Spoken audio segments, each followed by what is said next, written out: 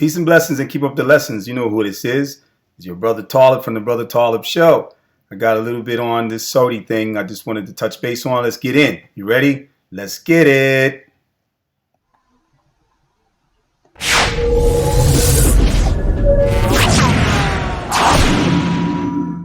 All right, I'm here again, and to touch base a little bit on what happened with the Saudi issue, dealing in this Halloween celebration and enjoining the evil that they enjoined into. May Allah guide them and set their affairs straight, guide these people, these brothers and sisters that are misguided. Allahumma ameen. Bismillah wa salatu wa salam ala Rasulillah sallallahu alayhi wa sallam ajma'een. And being as such, you know, we send praise and salutations upon the Prophet Muhammad sallallahu alaihi wasallam, Ibn Abdullah from Arabia, Saudi as we know it today, Saudi Arabia, right? The land of Arabia. And Islam began there, and we know the origin is from there. So again, as I mentioned in my other video, that is a nasiha, that we do not talk down on the country as a whole. And we also know that as far as the land of Tawheed, some people might misunderstand when that statement is used, that to think that the whole land of Arabia, as they know as Saudi Arabia, is the land of Tawheed in relation to being the places that the people uphold Tawheed and uphold Allah's belief, Islam, and his regulations and rules of Sharia. It may be upheld to an extent, and it depends on the rulership, and it depends on the people in position that have authority over the people.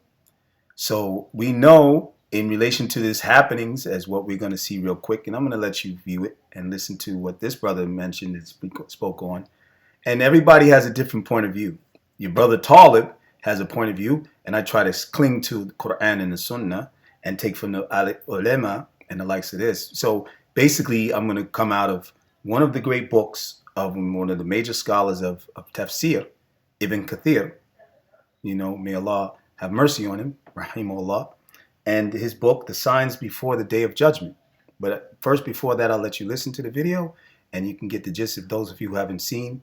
And if you haven't seen my video before, and you're seeing this first time, and your first time, you know, knowing me or getting to know me, then don't forget to subscribe to your brother, because I have more to come. I have a lot more content that deals with these types of issues in Islam. And this is my Islamic segment, but I also deal with other issues on a social level for even people of color, especially. I deal with a lot of that with African American and people of African descent, African diaspora and stuff like that, because I do have my endeavors to go back to Africa, as I've lived before in Egypt and resided and made hijrah and attempted to, and I wish to return, and in those lands. But also, besides being able to go back to make Umrah or something in the land of where Islam began, as we know today as Saudi Arabia. But people have a lot going on, and I understand people have a lot of shubaha, and you got to be careful and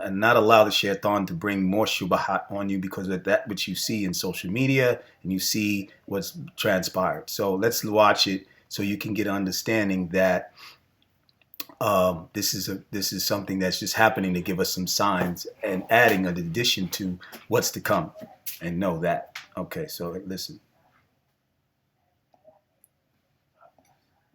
Alrighty, hold on for a second. So I pull it up. Alright, here we go. Celebrated Halloween in Riyadh, which was once banned in the country. You can see people have... Let me run it back again. Saudi Arabia celebrated Halloween in Riyadh, which was once banned in the country. You can see people have come with costumes on the road. People are enjoying, people are celebrating it, people are trying to look scary, and they have dressed up in many different ways, like the Western Halloween parties. Growing up in Saudi Arabia, the 21-year-old man had never celebrated Halloween, which was variously viewed as a suspiciously pagan foreign holiday, or as sinful, unnecessary, and weird in the conservative Islamic kingdom. As recently as 2018, The police raided a Halloween party and arrested people, sending costumed women clamoring to cover up and escape. But this year, parts of Riyadh, the Saudi capital, looked like creatures from a haunted house had escaped and taken over the city. Monsters, witches, bank robbers, and even sultry French maids were everywhere. Okay, so that's pretty much good because I don't want to make this video too long. But those of you who want to watch on your own, you can do your own due diligence and see this video. Saudi Arabia celebrated Halloween. Is the end? Is this or is the end time near? As a question, and this is what we should, we should look at it in that sense, that kind of aspect as well. And hey, how you doing, hon? That was my wife just passed by.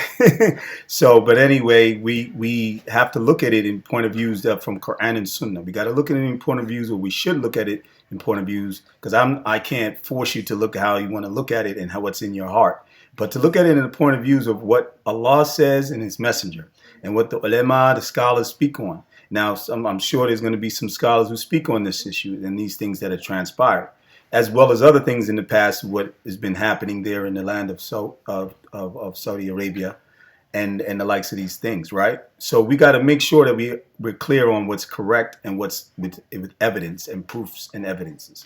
So know that it's clear that these people are partaking into haram, evil, paganistic rituals that were derived from the pagans, European pagans especially, as well as it is derived from even from Asia a little bit, and different aspects that they included in the rituals later, especially the Europeans who promoted this and pushed this out there as time went on. And then it became a well recognized tradition in the West to follow it and practice it like it's a holiday, make it like a holiday, right? So it's kind of crazy that happened, that such an evil day, such an evil time of recognizing evil, or as the pagans were at the time were trying to fight against evil, so forth, and they used evil to fight evil instead of using Allah or God. As some of them, they weren't Christian, but Christianity was around them, but most of them partook in just the paganism that they dealt with, and paganism in Islam is polytheism.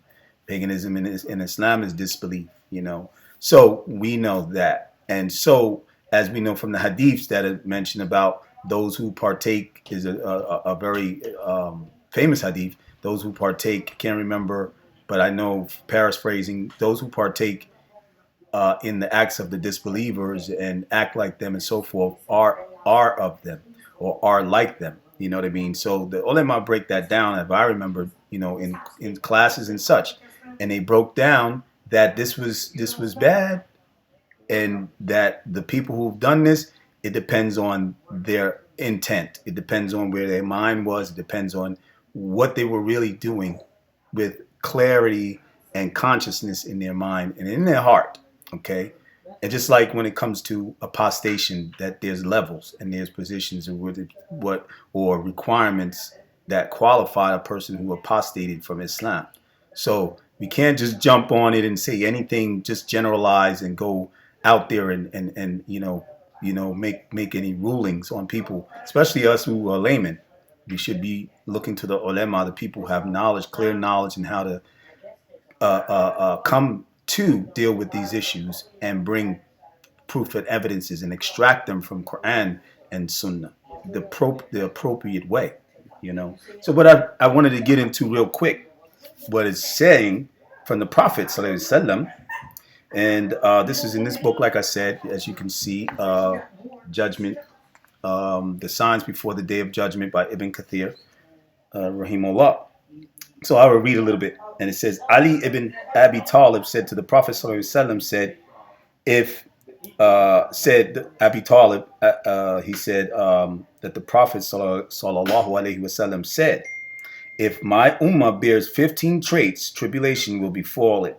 Someone asked, what are they, O Messenger of Allah? He said, when any gain is shared out only among the rich, and that's today, with no benefit to the poor. Correct? When a trust becomes a means of making a profit, a lot of people are doing that. When paying zakat becomes a burden, that's what we're dealing with today. Many people cannot even pay zakat. Muslims as far as what we're talking about. Not necessarily. Not we're not talking about non-Muslims. And this video is due for the, it's referred, and it's for the Muslims mostly. Any of you non-Muslims that are looking and viewing it, you can listen and get some gist, and whatever you can understand, you can take it the way you understand it. But it's better to go to a person that is in the faith, as such as myself. You can ask a question in the comment. I would gladly like that, and advise that, so then you can get a better understanding. I can get back with you as soon as I'm able to, or somebody from the faith of Islam that is well-rounded in the faith, like a scholar, especially if you can have access to a scholar, or if you have access to a student of knowledge under a scholar that you might know, if you're not Muslim especially.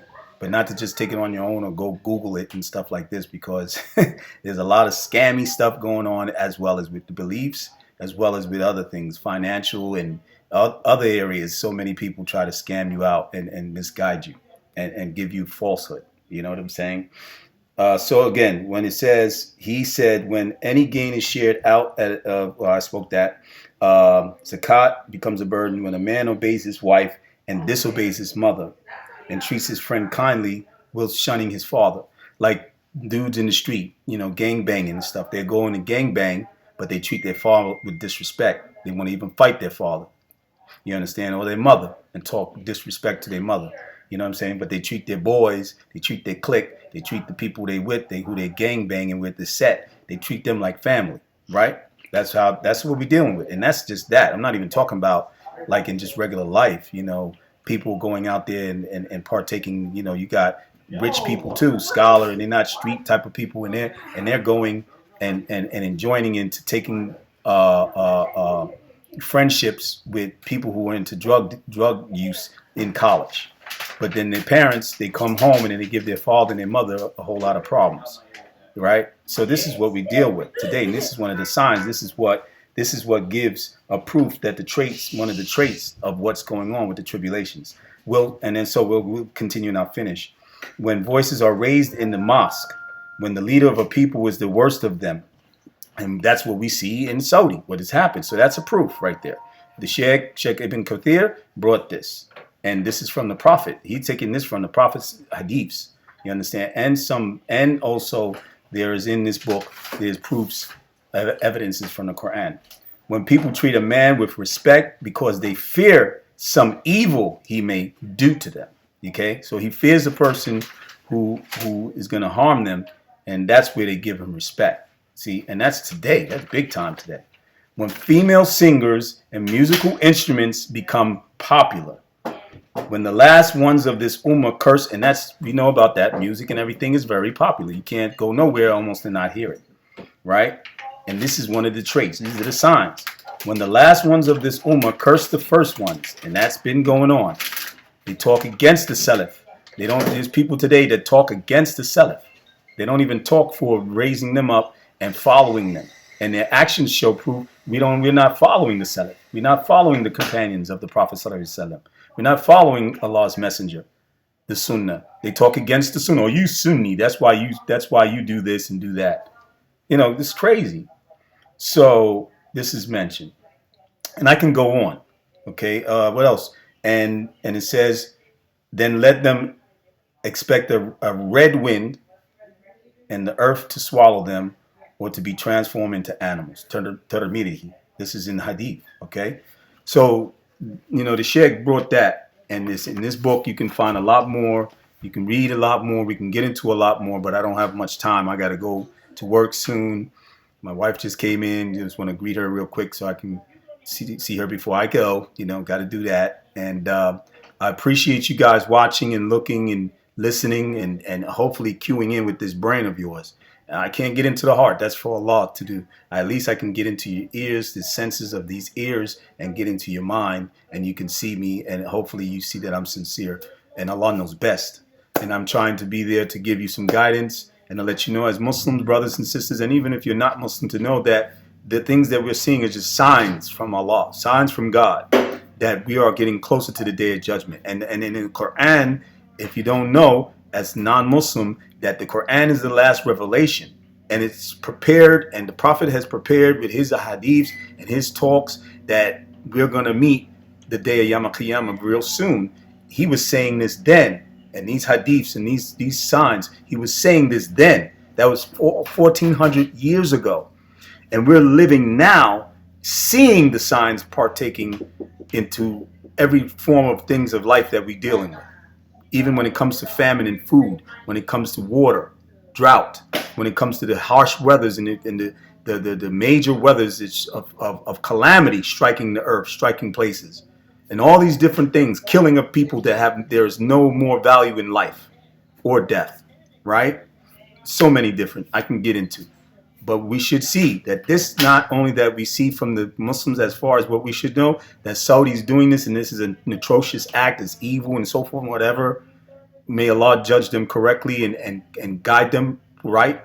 And those who are going to be, that are going to stay on what they did, and they was dwelling in the real deal of the magic and the paganism and the voodoo and the incantations and the spell casting and all what they was doing that night. Besides them showing off and running around like other people do here in all the Western world, that they just practicing it because it's a tradition, it's trendy, and it's fun. Most of these people don't even know what's going on and what it is about. What's the unseen part of it, dealing with the unseen spirit world of the jinn. Yeah, and the shaitan, the highest level evil jinn of them all, our enemy, devout enemy. We're taught this in Islam. We're taught about the unseen and the spiritual world and the evil world outside of our realm of where we live in, which is physical. But we're part and connected into that as well. We're not just human physical beings. We have spirit, we have soul, ruh, that Allah placed in us, and we have a connection to that world, but we can't see into that world. They can see into our world. And I'm not going to go there too deep, go over some of your heads, but Allah knows best. So, subhanakallah hamdihi, ashhadu an la ilaha anta astaghfiruka wa atubu ilaik. And thank you for listening. Don't forget to click the like button and subscribe if you have not already subscribed to me. And share the video out. Hopefully we get this word out. But no, we make dua for these people. May Allah guide them, and know that it's a bad, but we can get past this, because there's always been some bad in our lives that Allah has given us the guidance to take and use and implement that guidance to go forward and to do better for ourselves. So check ourselves, check as individuals who we are, what we have to develop in our position with Allah. You know, Allahumma musta'an. Assalamu alaikum, peace and blessings. Keep up the lessons. It's your brother Talib. I'm out.